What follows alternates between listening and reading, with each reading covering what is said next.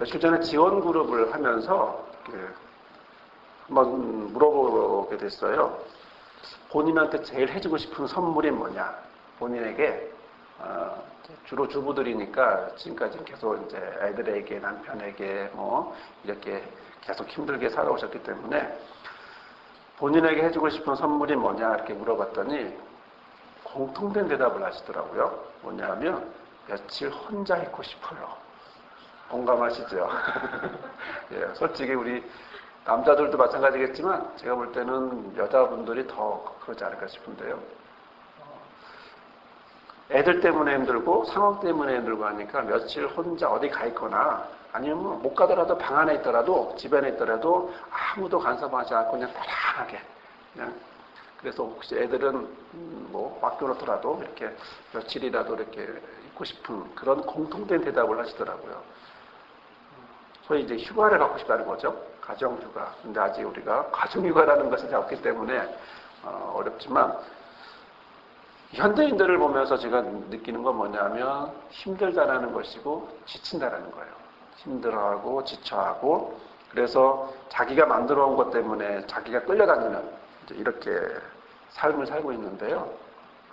사람 낳고 돈 낳냐, 돈 낳고 사람 낳냐 뭐 이렇게 왔다 갔다 말을 하는데 실제로는 사람이 돈을 만든 거죠.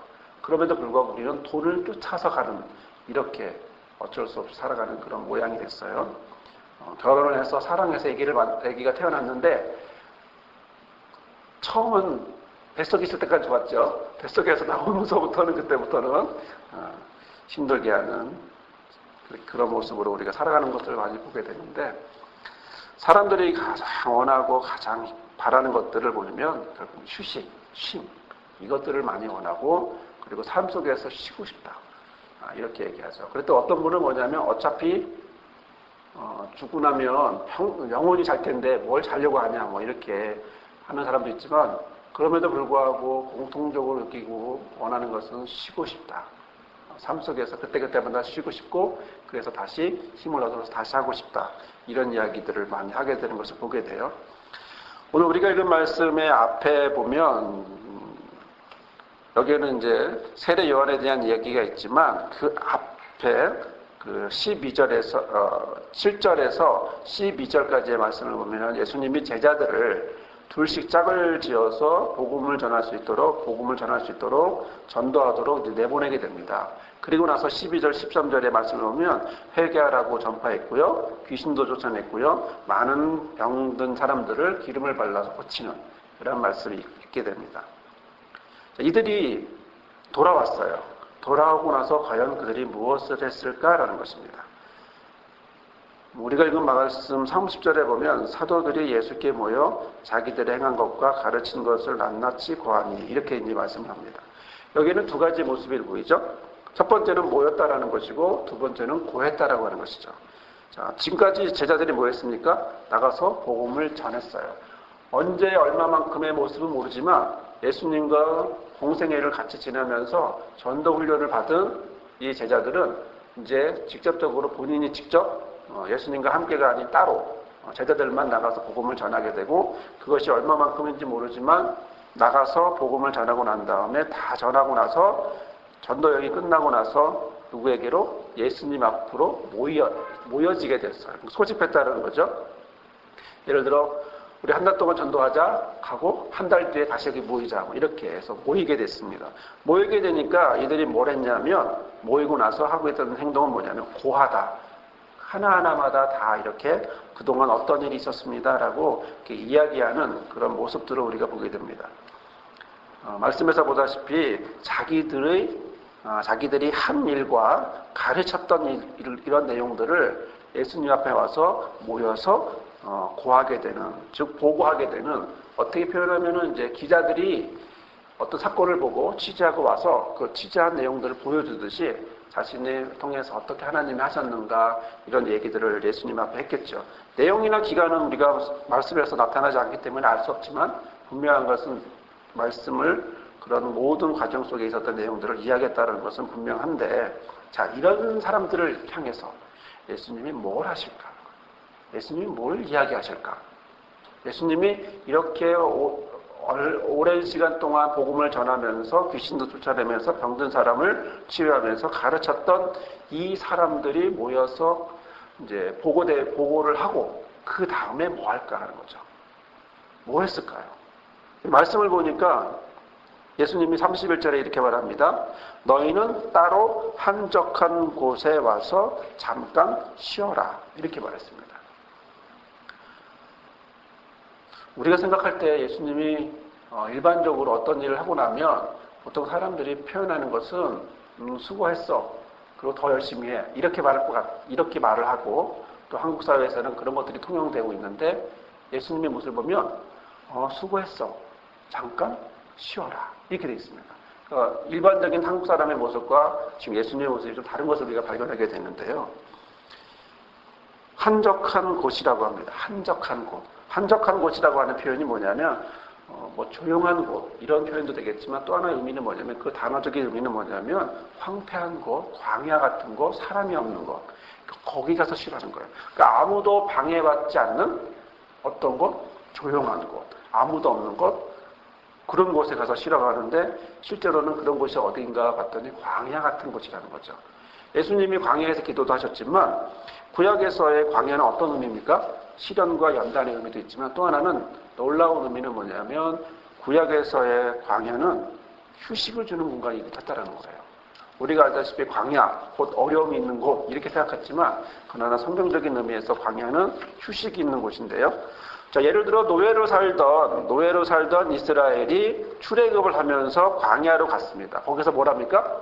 거기서 자유인으로 살면서 하나님의 보호와 인도를 경험하면서 하나님이 주시는 만나를 먹으면서 뭐래요? 휴식을 취하죠. 40년 동안 휴식을 취하면서 그러면서 세대 교체가 되면서 이런 과정들을 거치게 되거든요. 예레미야와 또 이사야도요. 광야에 대해서 뭐라고 말했냐면 안식의 장소로서 이렇게 이야기를 하는데 이사야 63장 14절에 보면 여호와의 신이 그들로 골짜기로 내려가는 가축같이 편히 쉬게 하셨도다 이렇게 말씀하셨단 말이죠. 주께서 이같이 주의 백성을 인도하사 이름을 영화롭게 하셨나이다 하셨느니라 이렇게 말씀하시고 예레미야에서는 나 여호와가 이같이 말하노라 칼에서 벗어난 백성이 광야에서 은혜를 얻었나니 곧 내가 이스라엘로 안식을 얻게 하러 갈 때이라 이렇게 말씀하셨어요. 우리가 알다시피 광야는 힘든 곳, 어려운 곳 이렇게 생각했지만 구약에서 말하는 광야는 또 다른 의미가 있었는데 그건 뭐냐면 쉬는 곳, 안식하는 곳, 하나님의 쉼이 있는 곳, 은혜를 주는 곳이라고 하는 의미도 같이 갖고 있는 거죠. 자, 이런 걸 너무나 잘 알고 있는 예수님이기 때문에 제자들에게 뭐라고 말하냐면 광야로 가서 아무도 없는 데 가서 좀 쉬라는 거예요.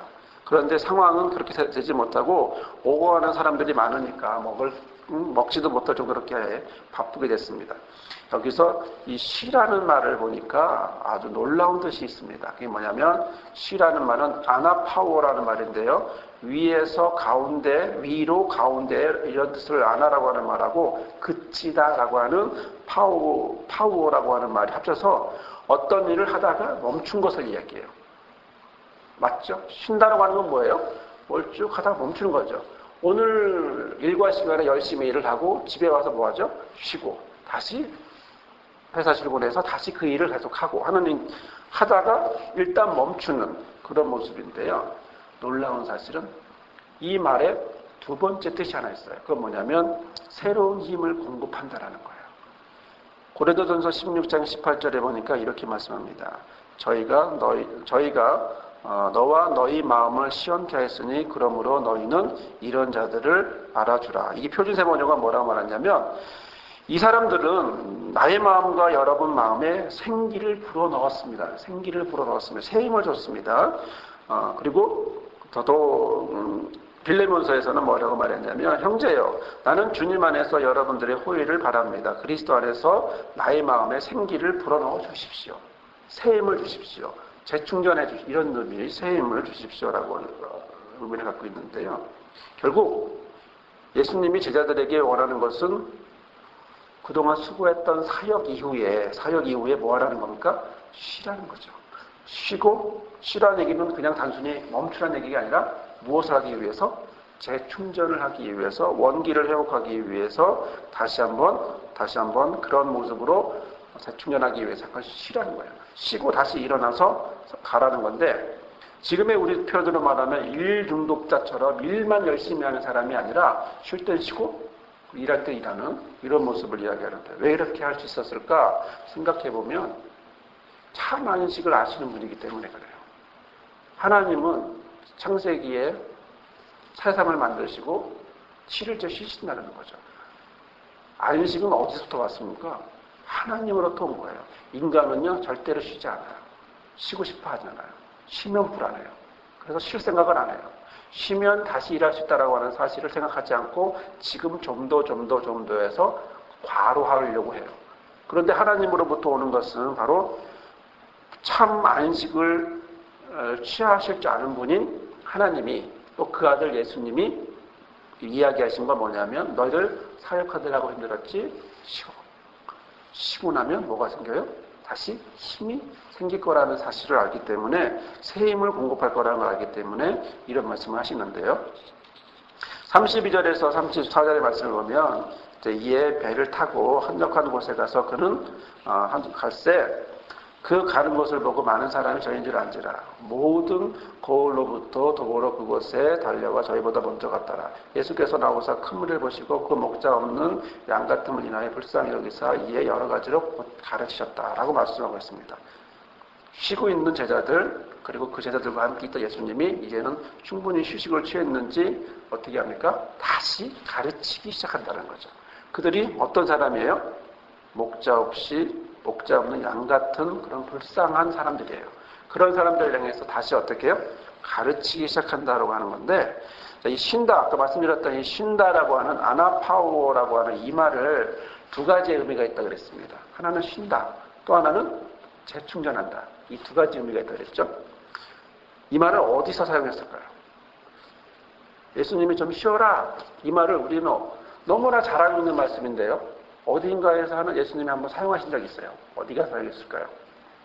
마태복음 11장 28절, 수고하고 무거운 짐 자들아 다 내게로 오라, 내가 너희를 쉬게 하리라. 이때 쉬게 한다는 말이요, 이 아나파워라고 하는 이 말이에요. 현대인들은요, 옛날 사람도 마찬가지겠지만 현대인들은 삶에 지치고 영혼도 힘들어요. 그래서 필요한 것이 참 안식이에요. 그러다 보니까 그들은 계속 신음소리를 내요. 쉬고 싶다라고 하는 소리를 계속 내요. 가정에서 쉬고 싶고 사회에서 쉬고 싶고 다 그냥 쉬고 싶어요. 그러지 않으면 힘을 낼 수가 없어요. 하나님은 이들에게 힘을 주고 싶어 한다는 것인데, 세상은 그들에게 힘을 주지 않죠. 하나님은 쉬어라 라고 말하지만 세상은 쉬지 마, 계속 가, 멈추면 안 돼, 계속 이야기한단 말이죠. 하지만 아까도 말씀드렸다시피 참 휴식을 아는 분이 우리에게 하나님의 형상을 주셨어요. 우리는 뭘 가져야 될까요? 또 하나? 하나님이 휴식을 했던 것처럼 우리도 휴식해야 되는 거예요. 하나님이 휴식한 것처럼 우리도 휴식하지 않으면 안 된다는 거죠. 이 말을 쉼이라고 하는 단어를 우리가 한번 찾아보면서 성경에 어디에 있을까? 과연 쉼이라는 표현을 성경에서 어디가 잘 표현했을까라고 하면서 묵상하던 중에 생각나는 말씀이 시편 13편에 있는 2절에 있는 말씀이죠. 그가 나를 푸른 저장이 되시며 어디로? 쉴만한 물가로 인도하신다. 쉴만이라고 하는 말은 이제 맨화라고 하는 말인데, 안전한 곳, 평온한 곳, 저를 얘기하는 것이고요. 당시에는 우기와 건기가 있어요. 그곳에 팔레스타인에는 우기와 건기가 있어요. 그러니까 항상 똑같은 곳에 있는 게 아니라 계속 양들은 어떻게 해요? 계속 움직이죠. 이것저것 움직이다 보니까 또 우기와 건기가 있으니까 한 군데가 아니라 여러 군데예요. 그러니까 목자는 쉴만한 곳을 여러 군데 만들어 놔야 돼요. 여러 군데. 그러니까 우리가 한 곳에는 만들어 놓고 여기서만 쉬어, 이게 아니고 여러 군데를 만들어 놓고, 우기에는 거기서 쉬고 또 건기에는 이쪽에 와서 쉬고, 또 장소를 여러 군데 알아놔서 또 풀이 안 나면 또 풀 나는 곳으로 데리고 가야 되고, 이런 목자의 할 일이 이제 그런 건데, 쉴만한 물가로 인도하시는 분이 그냥 물가가 아닌 쉴만한 물가로 인도하라고 하는 이 매누아라고 하는 이 말을 보면서 참 은혜가 되고, 또 안전하고 맹수로부터 보호할 수 있는 여러 가지 것들을 보호하시는 그런 쉴만한 곳이라고 하는 사실을 보게 되는데, 시편의 말씀과 이사야, 예레미야의 말씀이나 출애굽의 말씀이나 지금 전체적으로 또 마태복음의 말씀과 또 마가복음의 말씀 보면 다 뭘로 연결됩니까? 쉼, 안식이라는 걸로 연결이 되죠. 지난주에 우리 아내하고 이야기하면서 한 가지를 우리가 생각하게 되었는데 그 내용은 뭐냐면요. 우리가 교회 사역을 하면서 어떤 사역을 할 것인가 할 때 어떤 사역이라고 표현할 수 있을까라고 하는 생각을 하게 됐어요. 저는 어떤 생각을 하고 있냐면 어떤 사람이 있으면 그 사람을 수식하는 말이 중요하다고 생각하는 사람이에요. 전에도 말씀드렸는지 모르겠지만 목사님, 목사라서 거룩한 게 아니에요.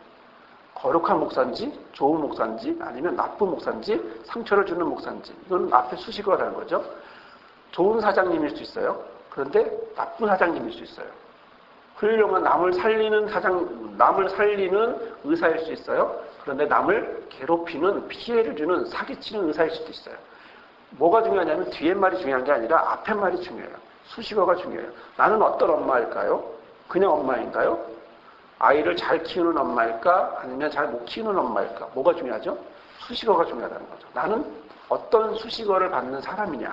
이게 굉장히 중요한데 우리 교회를 향해서 우리 교회라서 이름도 우리고 울타리라는 이름에 또 하나님이 함께 하시고 여러 가지 의미를 갖고 있는데 여기에 또 하나의 수식어를 갖게 된 것은 또 하나는 또 지원 그룹이나 이 모든 활동을 할 때 어떤 수식어가 필요할까 생각하다가 생각해낸 표현이 뭐냐면 쉴만함. 쉴만한 물가인 것처럼 쉴만한 지원 그룹, 쉴만한 구역, 쉴만한 독서 모임 이런 표현들이 이제 중요시 여기게 되었는데 이거를 글로 어떻게 쓰냐면요. 쉴만한이라 해서 아래아를 써요. 근데 재미난 여기서 단순히 그냥 한글로 쉴만하니까 무슨 의미 받죠? 편안한 곳이구나. 딱 의미가 전달되잖아요. 자, 그런데 이것을 또 목사로서 또 이 사역을 해가야 할 사람으로서 여기다 뭘 넣어야 되냐면 의미 부여를 잘 해야 돼요. 좋은 의미를 갖다 집어넣어줘야 돼요. 그 의미가 뭔가 고민해 봤더니 이거는 옛날 말로 하나 둘 셋 할 때 하나예요. 두 번째는 이것이 뒤에 있는데 그러면 이제 의역하면 하나니까 결국 하나님이라는 뜻이 될 수 있겠죠. 또 이스라엘 하면 임마누엘 하면 뭐가 되죠? 엘이 하나님인데 맨 뒤에 있죠. 그러니까 결국 하나님이라고 하는 의역이 되죠. 만은 채운다라는 거죠. 그 하나님이 채우는 뭐예요? 쉼이 되거든요. 쉼. 그러니까 이 자체만 해도 한글로 어떻게 말하면은 콩글리시인데 그런 식으로 의미를 갖다 붙이는 거지만 쉴만한이라고 하는 말의 자체도 의미도 중요한데 이것을 한국말로 했더니 붙였더니 재미난 사실이 하나님이 채우시는 쉼이 된 거죠. 하나님이 채우시는 쉼. 여기서도 멋진데 또 하나 더 멋진 게 발견하게 됐어요. 뭐냐면 이거를 히브리 말로 하면 어떨까? 이게 이제 발상을 만들어낸 건데 히브리 말로 어떻게 할까 생각을 해봤더니 여러분 히브리 말은요 모음이 없어요. 자음만 있어요. 그러니까 쉴할 때 SL 미음이 생각이 난 거죠. 뭐죠? 이게 뭐냐면 샬롬이에요. SL M 샬롬이 돼요. 됐죠? 멋지죠? 자, 쉴만 할 때 쉴자가 샬롬이야. 그러니까 결국 하나님의 안식, 하나님의 평안, 이게 쉰다, 이게 그냥 퍼져 있는다는 게 아니라 하나님의 준 평안, 샬롬으로서의 안식이라고 하는 의미를 갖게 되는 거죠. 자, 그런데요. 여기까지는 그냥 우리가 샬롬을 아니까 그럴 수 있어요. 사전을 뒤졌는데 너무 멋진 말이 나온 거예요. 뭐냐면 만이 나와야 될 거 아니야. 만. 그렇죠? 만인데 어떻게 나왔냐면 이렇게 됐어요. 민. 방금 말씀드린 것처럼 히브리 말은 모음이 중요하지 않아요. 자음만 중요해요. 쓸 때는 어떻게 쓰냐면 M과 N만 나와요. 이건 M, N이에요. 그러니까 N이에요. 그런데 이게 히브리 말로 뭐냐면 from이에요. from. 그러니까 어디로부터 오는 샬롬이라는 거예요. 그렇죠? 문제는 뭐예요? 이 햇만 이것만 잘 나오는데 이것만 잘 나오고 안 나오면 뭐 말이 안 되는 거예요. 근데 히브리 말을 또 사절 찾아보니까 정말 감사한 게 헨이라는 말이 나왔어요. 헨은 뭐냐면 은총, 은혜, 사랑. 근데 은총과 은혜와 사랑은 어디서 나와요? 하나님으로부터 오는 거예요. 그러니까 하나님으로부터 오는 샬롬이 되는 거예요. 그러니까 쉴만한, 처음에 출발은 콩글리시를 시작했는데 이 의미 자체가, 그래서 우리가 앞으로 해야 될 우리 교회의 모습은 쉴만한 곳이 되어야겠다. 우리 교회에서 무엇을 하든지 나가서 세상 가운데 힘들 때 이곳에 와서 쉼이 되고, 그 쉼은 우리가 그냥 단순한 인간적인 쉼이 아니라 하나님이 주신 안식, 샬롬, 은혜, 이런 쉼이 되어야겠다. 이런 생각을 하게 돼서 참 멋지죠. 이제 이거를 우리 교회 이제 로고가 이렇게 있으니까 이거를 더 멋지게 만드는 거예요. 그래서 멋진 글씨로 필체를 만들어서 나중에 예를 들어 우리 교회가 또 하나님 은혜를 주셔서 기도는 안 하지만 수도원을 하게 되면 수련장이라든가 이런 장소를 하게 되면 쉴만한이라는 수도원을 하는 거예요. 그러면 정문에 딱 들어가면 그런 거 보셨죠? 어느 단체 가면은 돌멩이 커다란 바위에다가 이름 새겨놓은 거. 이렇게 해놓고 쉴만한, 딱 보면 무슨 생각이 들겠어요? 들어가자마자 쉬자. 그렇죠? 여기서 아무것도 하지 말고 쉬자. 이것만 생각이 나는 거죠. 그런 곳을 기도하게 됐고, 이걸 그 다시 또 여기다가 이렇게 히브리 말을 갖다 써놓고 좀 폼나게 하는 거죠. 그냥 놓으면은 한국말 같으니까 괜히 있어 보이게 이렇게 하는 그런 생각을 하게 됐습니다. 이름을 하나 만들고 그 이름 만들어서 우리의 정체성이죠. 이게 참 재미난 사실은 명사이잖아요. 명사가 된 거죠. 그런데 형용사죠. 그러니까 수식어도 되고 명사도 되고. 그래서 쉴만한 기도원, 쉴만한 수련원, 쉴만한 독서 모임, 쉴만한 이런 모든 뜻으로 이렇게 써야겠구나라고 하는 생각을 하게 됐어요. 결국 우리 교회가 그러면서 우리 교회와 어떤 비전이 맞춰지는 이런 걸 이제 경험하게 되면서 미래는 결국은 하나님이 주신 꿈을 꾸고 그것을 위해서 준비하고 나가는 사람이 결국 하나님의 뜻이 하늘에서 이루어졌기 때문에 땅에서도 이루어지는 것이고, 그래서 그걸 바라보고 이제 저희들이 지금 겉에서 보면은 아무것도 없는 상황이지만, 그러나 믿음의 눈으로, 꿈의 눈으로, 하나님의 은혜의 눈으로 바라보니까 우리 10년 뒤에는 분명히 쉴만한 수도원이 수련원장이 분명히 있을 것이기 때문에 지금부터 준비하면서 나가자, 이런 마음을 갖게 됐습니다. 오늘 주께서 우리에게 주시는 말씀은 성경에서는 열심히 일하라고만 하는 건 줄 알았는데 그게 아니라 열심히 일한 사람들에게, 또 열심히 하고자 하는 사람들에게 주께서는 쉬라는 거예요. 쉬어야 재충전할 수 있고 재충전해야 끝까지 행해 나갈 수 있다는 거죠. 죽도록 충성하라는 말이 있습니다. 사람들은 이거를 쉬지도 않고 그냥 끝까지 충성하라는 말로 생각합니다. 틀린 말이죠. 왜냐하면 죽도록은 언제까지 해야 돼요? 죽을 때까지 하라는 거잖아요. 그러니까 충성이라는 말 자체가 번역을 충성이라고 하는데 그 믿음이라는 뜻인데 원래는 죽도록 믿어라 이거거든요. 그러면 죽을 때까지 믿으라는 얘기예요. 그럼 죽을 때까지 언제요? 그냥 내가 지금 2년 안에 죽을 건가요? 3년 안에 죽을 건가요? 그랬다면 나는 진을 깨야죠. 하지만 내가 앞으로 살아갈 날은 30년, 40년이란 말이죠. 30년, 40년 동안 열심히 해나가려면 어떻게 되겠어요? 쉴 때 쉬고 일할 때 일하고 계속 이 왔다 갔다 이것을 반복하지 않으면, 그래서 마라톤도 처음부터 막 달리는 게 아니라 조절을 해가면서 시간을 봐가면서 거리를 봐가면서 자기가 뛰는 것처럼 죽도록 충성하기 위해서는 잘 쉬어야 되고, 그리고 잘 힘을 내야 되고 재충전해야 되고 다시 또 가야 되고. 그래서 교회는 항상 봉사만 하는 것이 아니라 교육을 받을 때는 내가 교육을 받아야 되고요. 또 어떤 경우에는 또 봉사할 때가 있어요. 그때 봉사하고요. 하나님이 그때그때마다 주시는 방법이 있어요. 아까 어떤 분의 간증은 아닌데 이야기를 하나 들으면서 남편이 남편하고 같이 자기 본 교회에서 제자 교육을 받자고 했는데, 제자 교육을 받자고 하니까 남편이 자기는 안 한다고 그런 거죠. 교육하고 싫다 그런 거예요. 그런데 이분이 그래서 자기 부인된 분은 이제 포기하고 하나님 뜻이 있겠지. 그리고 이제 가만히 있었는데 이분이 직업상 이제 영업을 하고 그리고 이제 돈을 주고 거슬름 돈을 돌려주려고 10만 원을 주려고 하는데 그분이 그 교회에 전에 다녔던 분이고 그 제자훈련을 받았던 분이에요. 그러다 보니까 그 제자훈련이 너무 좋은 거예요. 이 설치를 하면서 이야기를 하면서 그 얘기를 오고 간 거예요.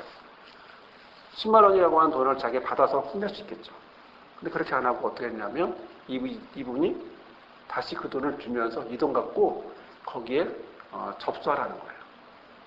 그러니까 이분이 무슨 생각이 들었냐면 자기 생각은 안 하고 싶었는데 그리고 그냥 교회에서 선거대만 하고 싶었는데 이분은 어떻게 했는지 그런 상황이 되면서 그분을 통해서 이렇게 도움을 받으면서 그 뜻을 전하면서 혹시 이것은 하나님이 나는 원하지 않지만 하나님이 나에게 제자훈련을 하라고 하는 뜻이 아니었을까 이런 생각을 하게 했더라고요.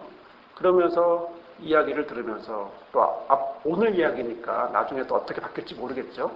그러나 바로 이러한 모습을 보면서 하나님은 그때그때마다 필요한 것들을 허락하신다라는 거죠. 쉬어야 할 때는 쉬고 그리고 일해야 될 때는 일하고 그리고 봉사할 때나 그리고 교육을 받을 때나 이런 것 그때그때마다 필요한 것들이 있더라는 거죠. 오늘 말씀을 통해서 보면서 저는 쉰다라고 하는 것은 하나님 뜻이구나. 예수님의 마음이구나. 안식한다라고 하는 것은 예수님의 마음이구나. 또 하나는 재충전, 안식은 다시 하나님 안에서 재충전하는 것이구나. 라고 하는 사실을 보게 되었습니다. 이 말씀이 저와 여러분의 삶에 함께하길 바라고 그래서 여러분의 삶에 힘들 때 어려울 때 지쳤을 때 너희는 따로 한적한 곳에 와서 잠깐 쉬어라. 라고 하는 이 말씀이 저와 여러분의 삶에 항상 함께하기를 주님의 이름으로 부탁을 드립니다. 아멘. 사랑의 하나님, 연약한 우리를 인도하셔서 감사합니다. 부족합니다. 연약합니다. 하지만 주님, 지금까지 열심히 살아왔음을 고백합니다. 주 앞에 기도합니다. 우리를 향하여 주께서 영혼의 양식을 허락하시며 또한 너희는 따로 한적한 곳에 와서 잠깐 쉬어라 하셨던 말씀처럼 예수님의 마음이 우리 안에 있음을 고백합니다. 우리가 이제는 쉬고자 원합니다. 또한 그 쉼을 영원히 쉬는 것을 끝나지 않고 재충전해서 다시 한번 일어나서 또한 다음 삶을 또 내일의 삶을 살아가고자 원합니다. 하늘에서 뜻이 이루어졌음을 고백하오니 우리 삶 가운데 하나님이여 뜻을 이루어주시고 이를 위해서 쉴 때 쉬고 일할 때 일하고 봉사할 때 교육할 때 모든 그때그때마다 주님의 인도하심에 따라 고백하고 순종하며 나아가는 우리 모두가 되게 하여 주옵소서. 예수님의 이름으로 기도드렸나이다. 아멘.